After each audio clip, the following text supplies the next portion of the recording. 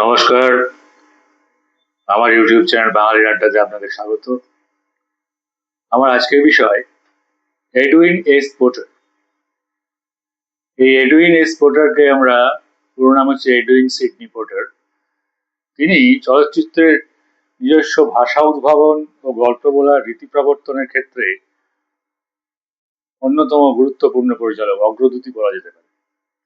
1896 সালে পোর্টার ভিটাস্কোপ কোম্পানির প্রজেকশনিস্ট ছিলেন।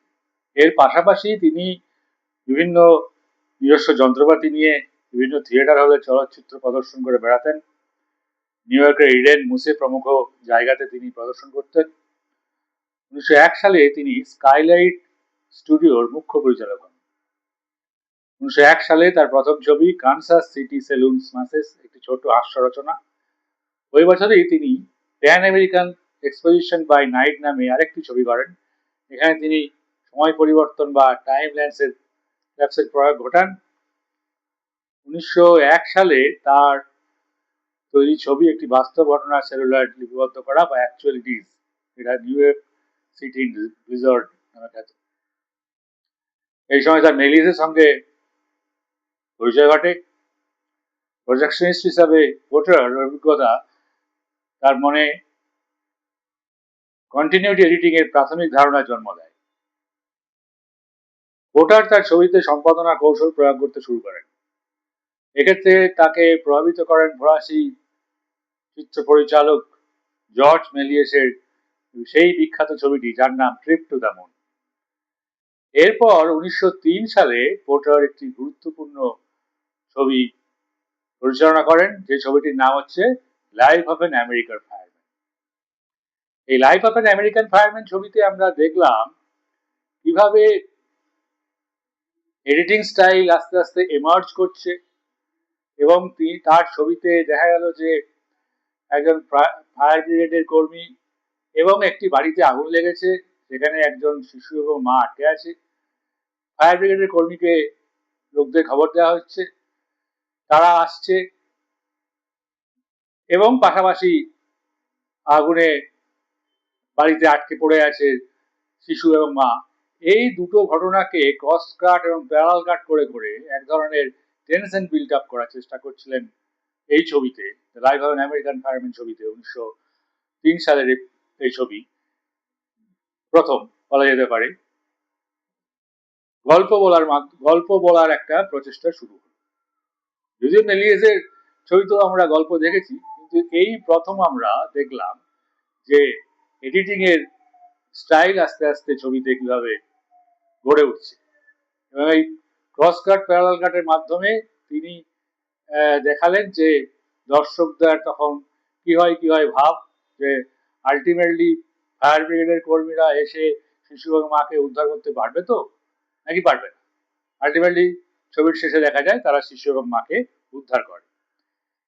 এই যে ঘটনাটা বলা যেতে পারে চলচ্চিত্রের ইতিহাসে একটা অন্যতম গুরুত্বপূর্ণ ঘটনা হিসাবেই দেখা যায়। এর পরের ছবি দ্য গ্রেট ট্রেন রবারি 1903 সালে তৈরি করেন তিনি। এই ছবিটিকে অনেকেই পোর্টারের শ্রেষ্ঠ ছবি হিসাবে মনে করেন। এই ছবির অন্তর্দৃশ্যগুলি নিউ ইয়র্কের এডিসন স্টুডিওতে এবং বহির্দৃশ্যগুলি নিউ জার্সির এডিসন ল্যাবরেটরিতে গৃহীত হয়েছিল। সিনেমার ইতিহাসে এই ছবিটিকেই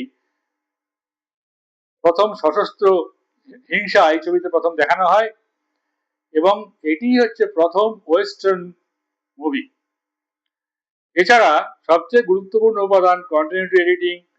যদিও দৃশ্যের মধ্যে ইন্টারকাট ব্যবহার করা হয়নি, যেটা ব্যবহার করা হয়েছে সেটা হচ্ছে ফেড ইন ফেড আউট বা ডিজলভ ব্যবহার না করে পরপর দৃশ্যগুলিকে যুক্ত করা হয়েছে।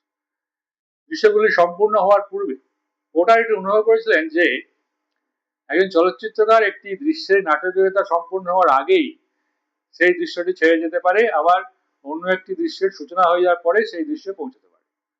কার্যত দৃশ্য থেকে দৃশ্যান্তরে যাওয়ার এই পদ্ধতি সিনেমায় নাট্য মুহূর্ত গড়ে তোলে।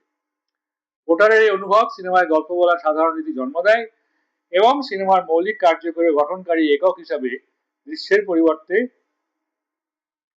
শর্টকে গ্রহণ করার পক্ষে ধারণা সৃষ্টি করে। এবং গ্রেট ট্রেন রাবারি ছবিতে যখন ট্রেনে ডাকাত পড়ে এবং সেই ডাকাত কিছু লোককে মেরে তারপরে ট্রেন থেকে চলে যায়, তারপরে কিছু সময় পরে সেখানে পুলিশ আসে এবং তারা ট্রেনে ডাকাতদের ধরার জন্য ট্রেনে ডাকাতদের পেছনে পেছনে দৌড়তে শুরু করে। এই দৃশ্যটি দেখার পরে আমার যেটা মনে হয়েছে সেটা হচ্ছে যে সব দেশের পুলিশই মোটামুটি একই রকম, সে আমেরিকারই হোক বা ইংল্যান্ডেরই হোক বা ভারতবর্ষেরই হোক, তারা ঘটনা ঘটে যাওয়ার পরে ঘটনাস্থলে এসে হাজির হন এবং তারপরে তারা অপরাধীর সম্ভাব্য যেদিকে চলে গেছে সেদিকে তারা ছুটতে শুরু করে। তাতে করে পুলিশের কার্যক্ষমতা সম্বন্ধে আমাদের মনে যে ধারণাটা জন্মে গেছে সেটাই থেকে যায়। তারা সবসময় যে সমস্ত সমস্যার সমাধান করতে পারে তা নয়। এবং প্রথম দিকে একটা শট আছে যে ক্যামেরাকে লক্ষ্য করে ডাকাতরা গুলি ছুটছে, এটাকে এস্টাবলিশিং শট বা এমব্লেমেটিক শট বলা হয়েছে।